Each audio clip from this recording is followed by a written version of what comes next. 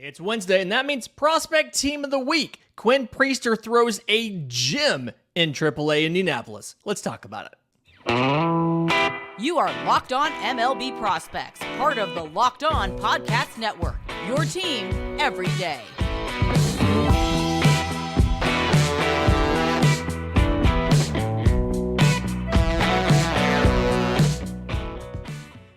Yes, welcome on in to Locked On MLB Prospects, your home for all things minor league baseball. I'm your host, Lindsey Crosby, freelance baseball writer and podcaster. Thank you for making this your first listen every single day. We're proudly part of the Locked On Podcast Network, where it's your team every day. And today's episode is made possible by our friends at Game Time. Download the Game Time app, create an account, use code LOCKEDONMLB for $20 off your first purchase.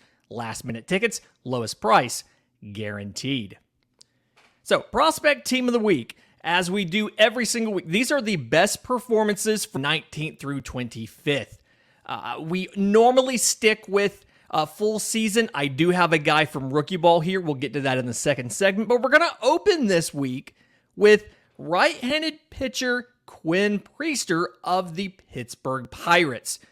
Is in AAA, has been in AAA all year, and had himself quite a game for the Indianapolis Indians. He's been throwing to Emmanuel Rodriguez, the top catching prospect that's not in the bigs. Henry Davis is already up. But has a start, 6 innings, 3 hits, no runs, 2 walks, 11 strikeouts. Normally doesn't sound like it's a Prospect Team of the Week caliber performance, but to me, this is the example of what the Pirates have been missing during this losing streak. And I think that as we get towards the MLB draft and we get towards that number 1 overall pick, and Pittsburgh's trying to figure out, do we get outfielder Dylan Cruz, who could be a generational type of hitter? Do we get pitcher Paul Skenes, who has the potential to maybe be a number 1 and could be up as soon as this year working out of a bullpen? It's something where you have to kind of take a step back and say the biggest issue that this organization has had is pitching. And I'm not saying the front office is going to be swayed by what happens in the minors over the next 2 weeks. But what I am saying is that all of these things are data points that go into that decision. Do you take Skenes? Do you take Cruz? And so when you see pitchers from the organization pitching really well right as you get up to the deadline, that does create a little bit of just something subconsciously about, the pitching's okay. So this has the potential to affect the MLB draft. But Quinn Priester himself is having a good year. So 15 games in AAA, 7-3 with a 4.36 ERA in 74 1/3 innings, 76 strikeouts, so 9.2 per 9, 232 walks, 3.9 per 9, 5 home runs allowed. And the thing that he's been able, the ERA is a little bit higher than it was last year when he went high A, double A, triple A all in the same season. He spent most of the year in double A Altoona. But the strikeout rate's it's technically better than it was in Altoona. The walk rates ticked up a little bit as well.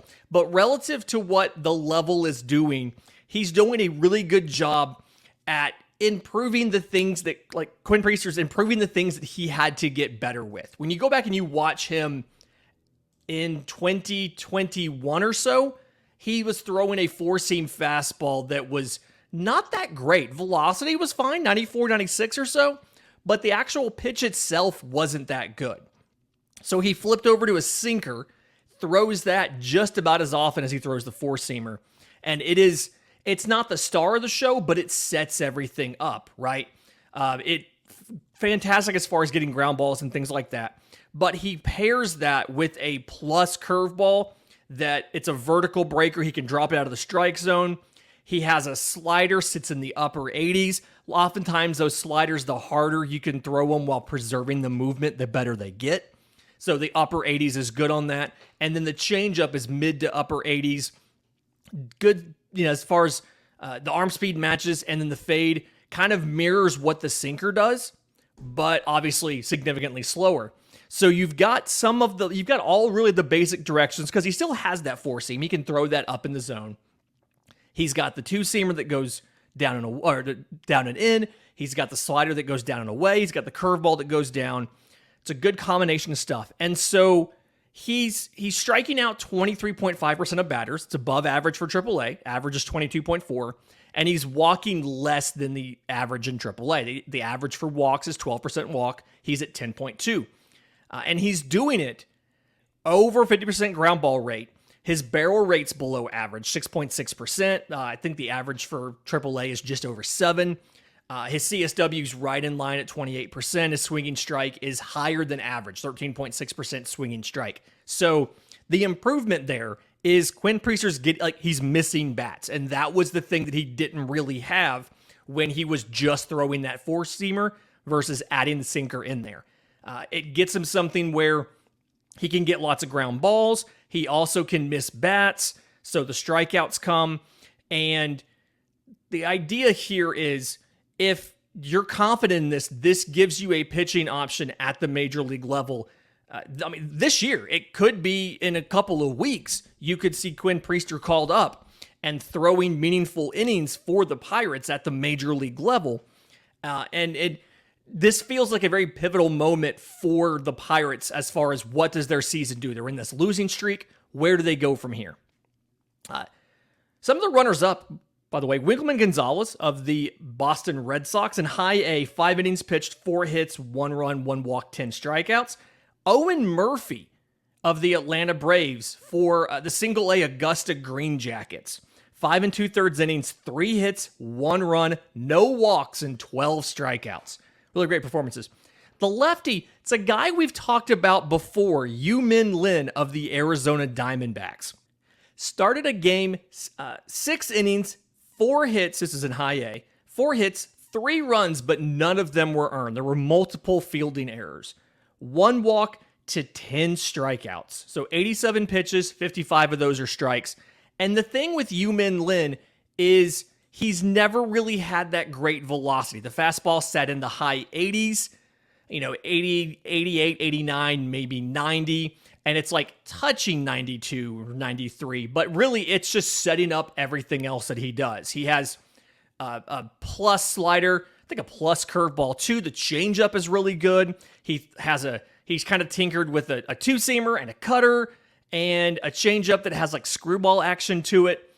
And everything about him is really good. He's the strikeout rate, 33% compared to the average in high A of something like 25. Swinging strike rate, 17.3%. The average in high A is 13.5. CSW, 33.6% on the season. The average is 29.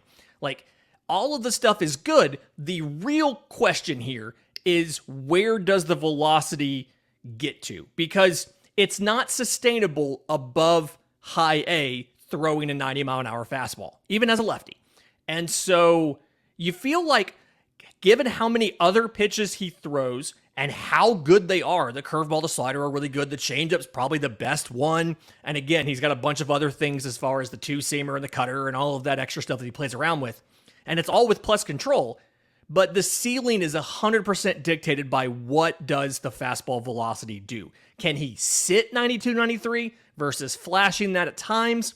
Can he get it to where he can touch 95 if he needs it? That kind of, and granted, he's 19 years old in high A. As that physical development happens and as that velocity comes in, that's going to determine the ceiling for Yu-Min Lin. But either way, love what he does. In just a minute, we've got the infield here, including multiple Texas Rangers prospects. And we'll get to that next right here on Locked On MLB Prospects. But first, today's episode is brought to you by our friends at Game Time. Buying tickets to your favorite events shouldn't be stressful, and that's why Game Time is here. It's fastest and easiest way to buy tickets to sports, music, comedy, theater, whatever it might be. Those of you who watch on YouTube, you see all these Jason Isbell posters that I have behind me, all these different Jason Isbell shows I've gone to. I had one last Thursday, and it was something where I was double booked with the College World Series, with the elimination game, Rhett Lauder versus Paul Skenes. Winner goes to the College World Series championship, loser goes home. And so, buddy of mine who I was going to watch the game, I'm like, hey, I'm going to this concert. I didn't think there'd be a game tonight. He wanted to go with me, so we hop onto the Game Time app. We buy him a concert ticket as well. We both go to the concert. We're watching the game on our phones before the concert starts, during the opener, and right before Jason comes on is when the final out happens. LSU's on to the championship, and they go on to win the championship. Congratulations to the LSU Tigers. And then we were able to sit there and watch the concert kind of undisturbed, because you don't have to plan months in advance with Game Time. It has deals on tickets right up to the day of the event. You get an image of your seat before you buy, so you know what to expect, and they have the Game Time guarantee. If you find tickets in the same section and row for less, Game Time will credit you 110% of the difference. So snag the tickets without the stress with Game Time. Download the Game Time app, create an account, use code LOCKEDONMLB for $20 off your first purchase. Again, create an account, use code LOCKEDONMLB for $20 off. Download the Game Time app today. Last minute tickets, lowest price, guaranteed. Back to the prospect team of the week, and the catcher for this team is Kevin Parada of the New York Mets. Had a couple options here, which is surprising. We don't always get multiple options at catcher on this team. But Kevin Parada of the New York Mets, 5 games in high A. He catches 4 of them, DHs 1. 8-19, 2 home runs, 2 triples, 3 runs scored, 6 RBIs, 2 walks to 5 strikeouts, no stolen bases. This has been a year of adjustment for Kevin Parada. We knew coming into the year coming out of the draft where he was taken by the Mets, we knew that his offense, like he was an offensive first catcher, but he had to adjust to the bigs. In 60 games in high A, we've seen some of that adjustment he's had to do. 65 strikeouts in 60 games. But I do like what he's been able to show recently as far as controlling the zone. The slugging is ticking up. He's got 7 home runs and 24 extra base hits on the year. And so you're probably going to be at high A for most of the year with Kevin Parada. You're also figuring out, is he actually going to be a catcher or not? Do you think he's good enough to stay behind the plate, or do you move him to like a first base kind of scenario? And if you do, both places, you've got a guy. You've got Pete Alonso at first. You've got Francisco Alvarez at catcher. But is there a place for him to do some catching, some first base, some DH, and play 4 or 5 days a week? There obviously is. Because of the need to work on his defense, you've got plenty of time to figure that out in the minors. The first baseman, I can guarantee you we have never talked about this guy on the show before. Abimelec Ortiz of the Texas Rangers.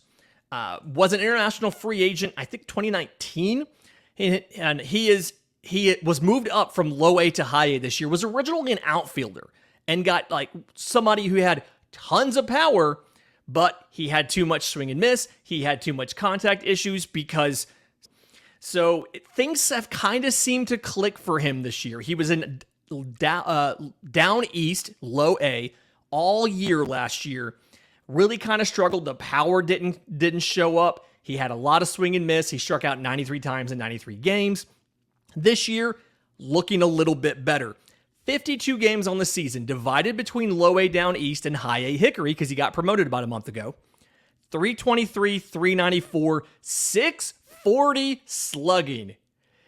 It is a ridiculous number. I love seeing stupidly high slugging numbers like that. That is hilarious to me.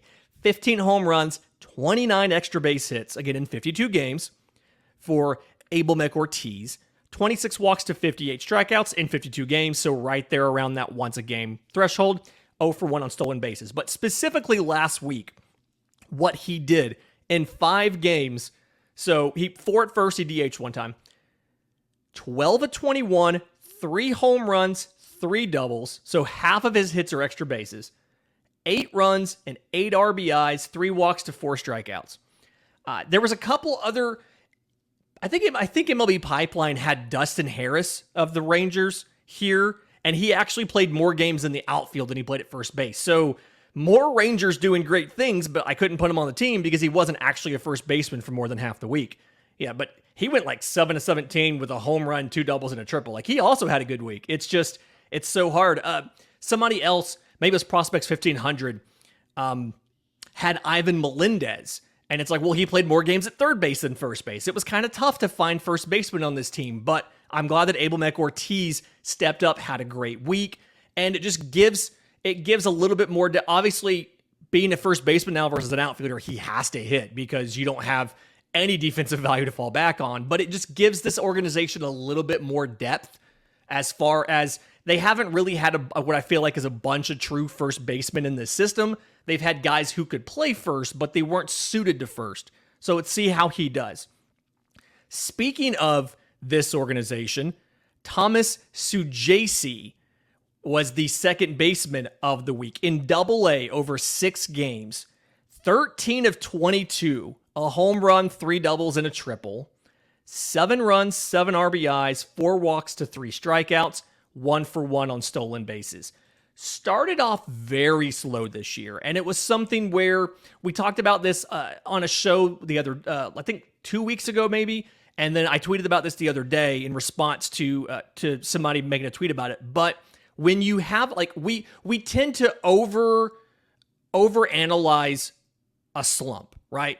And especially when that slump is to open the year. And so because his year started off so slowly, and like things like that can happen. He's a very aggressive hitter. He got 5 games in Double-A last year. And so in essence, it's a new level for him in Frisco. And a very aggressive hitter facing the biggest jump you take in the minors, and is somebody who is already aggressive. Like, you're probably going to struggle when you first get there, or you're going to have an amazingly hot streak, and then you're going to slump. Like, one of those two is going to happen. You're going to either slump right away or be incredibly hot right away. There's no middle ground there. But he's been able to rebuild his stat line for the season. 67 games for Thomas Saggese, 312, 372, 502, 10 home runs, 18 extra base hits, 26 walks to 67 strikeouts, 6 to 7 on stolen bases. I do love some of the infield versatility there. He's been playing a lot of second. He can play some third and some first. The arm isn't really great at third, but the hands and the actions are fast enough to make it work. Obviously, if you want to make it up in that infield right now, you have to be a utility guy. I think 3 of the 4 leading vote getters in the infield in the American League are all Texas Rangers, so you kind of have to make it work. But I like what Thomas Saggese's been able to put together the last couple of weeks, and I think that he is rather promising. You're looking at probably a late season move to AAA. We'll have more about him, I'm sure, in tomorrow's show with Bryce Patrick of Locked On Rangers. Shortstop, Dylan Jorge of the Colorado Rockies, 17 games in rookie ball. This is a thing we don't talk about a lot. We don't really spend a lot of time in rookie ball. But what he did on the week, first, 12 of 21 in his 6 games, a home run, a double, and 2 triples, 11 runs to 5 RBIs, 8 walks to 5 strikeouts, 4 on stolen bases. He's actually kind of been like dominant in the ACL. On the season, again, short season, 17 games, but on the season, 407, 532, 661, 2 home runs, 9 extra base hits, 17 walks to 9 strikeouts, and 8 on stolen bases. It's a surprisingly dominant thing here. He's had more multi-hit games than hitless games.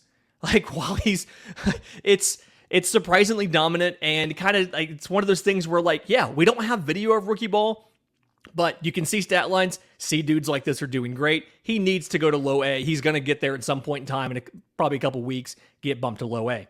Third baseman on this team was really tough. We went with Coby Mayo of the Baltimore Orioles. In Double-A, 5 games this week, 12 of 26, 3 home runs, 5 doubles. So 8 of his 12 hits are extra bases. 7 runs, 5 RBIs, 6 walks to 3 strikeouts, no stolen base attempts. On the season for Coby Mayo, 313, 432, 609 in Double-A Bowie. 14 home runs, 42 extra base hits, again in 67 games, 44 walks to 72 strikeouts, 1 for 2 on stolen bases. So you can see there's some strikeouts there, more than 1 a game, but it's a guy where defense is but the arm is really big, so he could play the arm is good enough to play right field if you want to move him to a corner outfield spot. Obviously, he can play first, he can play third, but it's something where I honestly think the biggest outcome here for Coby Mayo, knowing that his power is ridiculous, knowing that his hit tool was the thing that was going to hold him back, but it's looking like it's going to at least be average. Honestly, he feels like he's one of the big trade candidates for the Orioles to add pitching at the deadline. There's so many guys backed up in AAA who are struggling to get to the bigs because there's so many options, whether existing or promoted prospects like Jordan Westberg and Gunnar Henderson and things like that. So you're going to have to move somebody, and Coby Mayo feels like a guy. We thought he was going to break out last year. He didn't do it. If this is the breakout, you're either selling on him high, or you're getting proper value for him when you move him. His stock's not going to get higher than it is right now. Not with the slash line at 313, 432, 609. So if you see a trade at the deadline by the Orioles sending out a position player prospect, we predict it's going to be Coby Mayo. Let's see what happens. Tanner Schobel of the Minnesota Twins was the honorable mention here. 5 games in high A, 8-19, 4 home runs and a triple, 9 runs to 8 RBIs, 3 walks to 3 strikeouts, 1 for 1 on stolen bases. In just a minute, let's talk about the outfield, because we may have fixed Emmanuel Rodriguez. We'll get to that next, right here on Locked On MLB Prospects.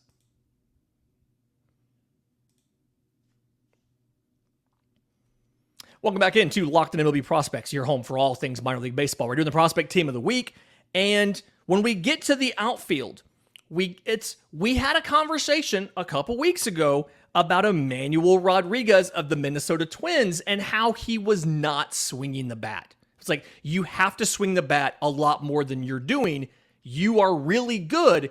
You just can't let them get free strikes and get in disadvantaged counts. I believe that show was on June 8th. So, Emmanuel Rodriguez, since we did that show, his stat line, 340, 462, 660, with 4 home runs, 8 extra base hits. This is in 14 games, mind you. 12 walks to 13 strikeouts and 4 for 4 on stolen bases. So, congratulations. We fixed Emmanuel Rodriguez. Good job, everyone. Thank you for watching the show. Thank you for tweeting out the link and talking about it with your friends. The message got to Emmanuel Rodriguez. We have fixed him. If there's somebody else you want us to fix, reach out to me. Let me know how we can fix your favorite prospect. We will absolutely build it into a show, and we will also do it. We'll take a victory lap on it afterwards as well. Shout out to the subtexters who have already been sending in their names of who they want to go. We'll get to those guys first. But last week for Emmanuel Rodriguez in high A, he played center, I think 5 of the 6 games. He DH'd once. But in those 6 games, 9-21, 3 home runs, a double, and a triple. So he's still not swinging a ton, but he's swinging more, and he's making the quality contact. 7 runs to 6 RBIs, 6 walks and 6 strikeouts, and 2 for 2 on stolen bases. If you look at the full season stats for Emmanuel Rodriguez, you can see where he has struggled. The 47 games in high A, the slash line is still 228, 377, 456. 10 home runs, 17 extra base hits, 41 walks to 66 strikeouts. There was the big issue was the strikeouts. He was striking out way too much because he wasn't swinging. He was getting into bad counts. In the last week, he had 6 walks to 6 strikeouts in 6 games. And since we did that show, those 14 games, he had 12 walks to 13 strikeouts. So he heard us, he listened to what we had to say, and he has fixed it. And you're very happy about that.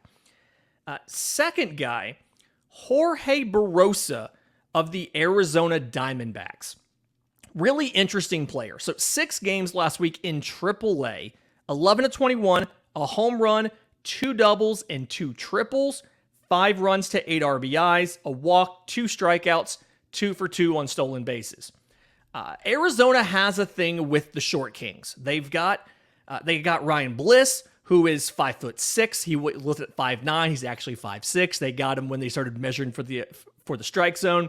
Jorge Barrosa, 5'9", 170. He's a smaller guy. So the power output is very exciting. Now, Full season, he hasn't shown that same type of home run numbers in his 59 AAA games. 285, 379, 485, 7 home runs, 21 extra base hits, 31 walks to 36 strikeouts, 7 to 10 on stolen bases. But it absolutely does feel like someone is going to get moved by the Diamondbacks, because what you need, they're happy with center field. You got Corbin Carroll. They're happy with left field. You've got Lourdes Gurriel. You need somebody who's not that center field profile, but's more of that corner hitting, like that corner outfield power hitting profile to go into right.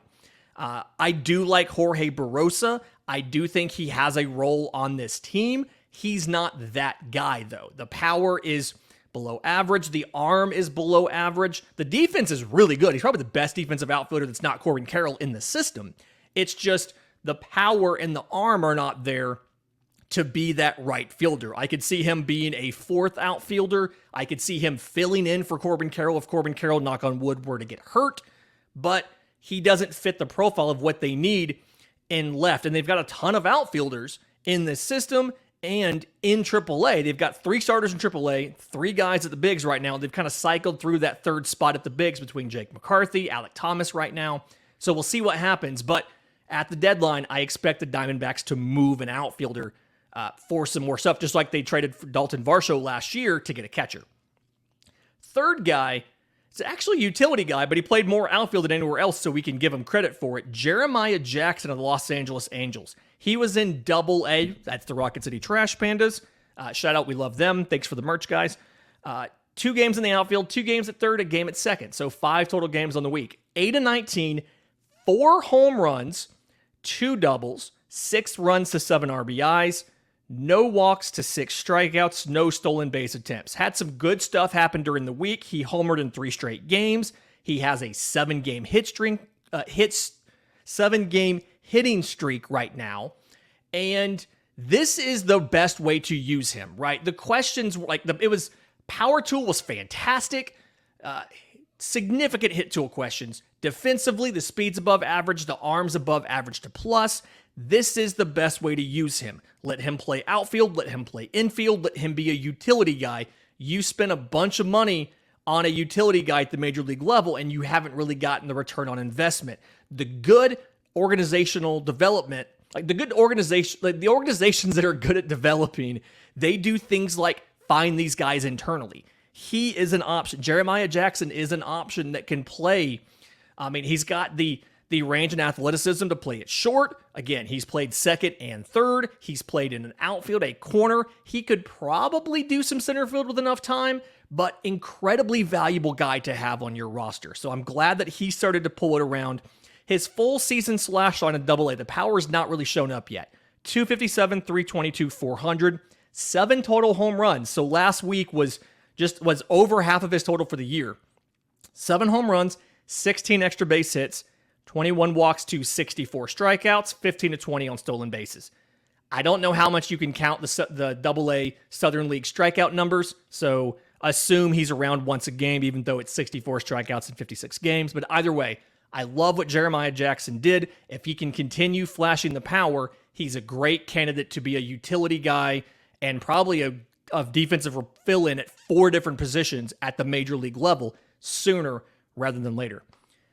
Fantastic week this week. Again, we've got a great conversation coming up tomorrow with Bryce Paterick of Locked On Rangers, talking about this first-place Rangers team who has a top 4 draft pick. What all is going to happen with these guys, some of these prospects, guys who have been moved up, Thomas Saggese, guys who have been moved down, Jack Leiter, discussing what's going to go on here. So stay tuned for that. But until then, remember, it's always a great time to pay a minor leaguer.